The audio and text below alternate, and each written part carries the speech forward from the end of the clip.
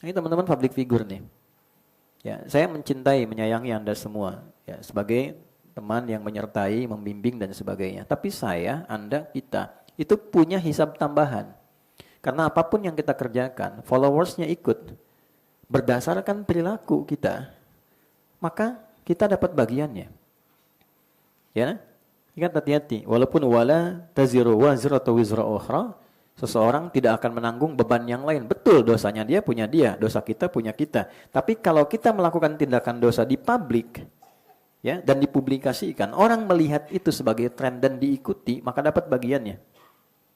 Ya, man sanna fil islami sunnatan hasanatan, siapa yang berupaya menampilkan dan melestarikan kebaikan yang diinisiasi kembali. Ada padam diinisiasi lagi.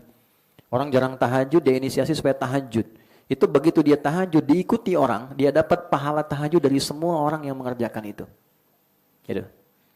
Tapi sebaliknya, man sanna fil islami sunnatan sayyi'atan, siapa yang menginisiasi satu keburukan, ditampilkan, diupload dan diupdate. Terus lihat, jadi tren diikuti, maka dia menanggung juga bagian keburukan yang dihasilkan dari contoh buruk yang ditampilkan. Makanya saya seringkali kasih masukan, teman-teman kalau followersnya banyak itu sehari misalnya satu upload tentang satu hadis, satu ayat. Kan wallahu alam dari 1 juta satu orang dapat hidayah kan lumayan. Dapat kebaikan dari situ. Atau pesan-pesan kebaikan yang bisa ditampilkan. Nah karena itu kita akan coba perkuat kembali tentang nilai-nilai dalam kerumah tanggaan. Supaya ini menjadi kuat dari apa yang kita alami saat ini. Tidak dalam konteks mengomentari satu atau menghukumi dua, tapi menguatkan nilai kehidupan yang kita bawa. Minimal belum menikah sebagai anak. Supaya ke orang tua makin baik. Baik hidup ataupun telah wafat. Kan mungkin ada yang belum menikah ya, yang hadir di sini. Mudah-mudahan kiamat kurang 2 hari dah bisa menikah. Masih ada waktu sehari. Nah ya, yang kita alami apa, nanti kita kuatkan. Jadi nanti yang ingin menata lagi, basicnya sudah ada. Jadi pelajari dari awal dulu. Makanya dulu saat mau menikah di Melayu itu terkenal sekali. Nanti datang bawa pantun ke calon mertuanya. Setelah pantunnya diterima, dijawab sama calon mertua. Nanti yang perempuan dipinggit dulu, diajari sama ibunya selama 40 hari.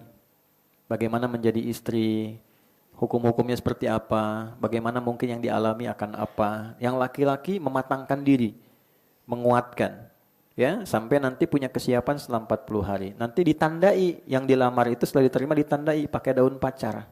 Ada tandanya. Kalau di Arab pakai hina itu kan. Nah, ini pakai daun pacar. Masa itu disebut pacaran. Karena ditandai pakai daun pacar. Asalnya begitu. Jadi bukan pas naik beca berdua, seakan beca punya berdua, tukang beca nggak ada gitu ya. Itu kan konteks lain. Tapi awalnya ke situ. Nah kita dalam hal yang singkat ini kita akan diskusi, nanti perannya bisa sebagai anak, bisa macam-macam dan sebagainya. Karena nanti basic ibadah itu implementasinya ke kehidupan. Misal gini, sholat selain membuktikan kita bertuhan, apa manfaat kehidupan duniawi kitanya? Ada nggak manfaatnya buat kehidupan duniawi kita? Ada. Kalau pahala kan urusan akhirat. Kita confirm bahwa kita bertuhan, kita sholat, ikhlas ada pahalanya, dampak sholat pada kehidupan dunia kita apa? Itu ayatnya ada. Turun Quran 29, ya, surah 29 Al-Ankabut ayat 45. Utlu ma uhya ilaika minal kitab wa aqimis shalah innas salata tanha 'anil fahsya wal munkar. Kalau sholat itu benar ditunaikan, maka itu membangun sifat protektif, ada proteksi dalam diri kita dari perbuatan menyimpang. Jadi semua potensi menyimpang itu akan dicegah. Karena saat sholat itu diaktifasi. Semua filter dari mulai ujung kepala sampai ujung kaki. Tuh. Jadi kalau itu aktif, otomatis semua sumber keburukan itu akan ditolak. Tangan nggak mungkin berbuat buruk. Karena sudah aktif ke tangan ngalir. Dari ujung kepala sampai kaki. Nah sumber keburukan itu cuma 2. Kalau bukan fahsya, yang bersumber dari syahwat. Maaf ya, kata-kata kotor, zina, kata-kata jorok. Maaf sekali, homoseksual misalnya, LGBT, ya, pornografi, porno aksi, itu masuk kategori fahsya. Jadi tidak mungkin orang sholat berbuat fahsya, itu mustahil. Kecuali ada yang tidak tepat dalam menunaikan sholatnya. Mungkar, segala penyimpangan yang diingkari hati. Mencuri, merampok, maaf, membunuh, ya, berselisih, tidak jelas, berkelahi, macam-macam itu mungkar. Jadi orang sholat itu pasti bertransformasi menjadi pribadi baik. Itu rahasianya. Kenapa anak-anak kita semua dari sejak dulu diajarin oleh Nabi sebelum yang lain-lain sholatnya dulu. 7 tahun sholat, 10 tahun bikin satu perbuatan, contoh membuat dia mengerti pentingnya sholat. Kasih pelajaran. Kalau orang Arab dulu mukul halus gitu. Kita nggak terbiasa. Caranya bagaimana? Doroba itu tidak harus memukul. Doroba itu ngasih contoh sampai mengerti. Uang jajannya kurangin, tahan dulu, ya, sampai ngerti bahwa sholat itu penting. Kenapa? Saat tumbuh nanti diharapkan jadi orang baik, apapun profesi kehidupannya. Jadi selalu ada irisan. Umrah misalnya, teman-teman umrah, itu ada ukuran duniawinya juga, bukan hanya akhirat, ada ukuran duniawinya. Karena Nabi pernah mengatakan umrah itu kalau benar dilakukan, itu mendatangkan kesuksesan seperti besi dibersihkan dari karat. Nanti ada maknanya, ada turunannya. Nah sekarang kita kembali, apa dampak ibadah kita terkait dengan kedamaian, kebaikan, kebahagiaan, kesuksesan dalam kehidupan rumah tangga. Itu dulu yang ingin saya tampilkan, setelah itu nanti baru pelan-pelan kita belajar hukum terapannya. Misal, nanti ada hukum terapan yang berbalik. Anda kalau sering bicara tentang orang, atau bikin acara, bicarakan rumah tangga orang, nanti rumah tangga Anda juga akan diuji, seperti Anda menguji rumah tangga orang.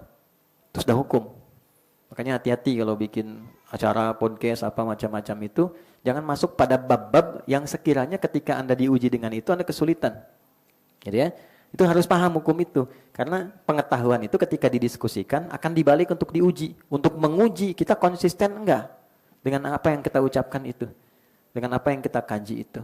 Makanya ada bab-bab tertentu dalam kehidupan rumah tangga yang tidak boleh dibawa ke ruang publik. Nanti ada ayatnya, ada surahnya. Dan gak usah bayangin macam-macam. Kita sedang fokus pada titik untuk kita sendiri. Halo? Yuk kita masuk ya. Kata nikah. Masuk bab pernikahan di rumah tangga. Nanti perannya kembali ke masing-masing ya. Yang belum menikah sebagai anak. Nanti bisa sebagai ibu, sebagai ayah, sebagai istri dan sebagainya. Kata nikah itu setidaknya disebutkan dalam Al-Quran sebanyak 19 kali. Kurang lebih. Pelan-pelan. Dari sekian penyebutan itu, ada pelajaran dan bimbingan. Bagaimana sebelum, saat, dan setelah pernikahan itu dilangsungkan, bisa berjalan dengan nyaman, baik, tenang, dan bahagia.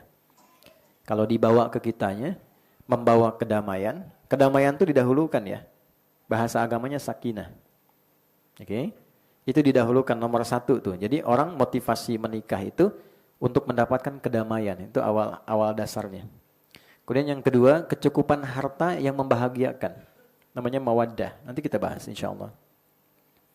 Yang ketiga, rasa kasih mendalam yang membangun dan menjaga kerukunan, yang merawat kerukunan, itu rahmah namanya.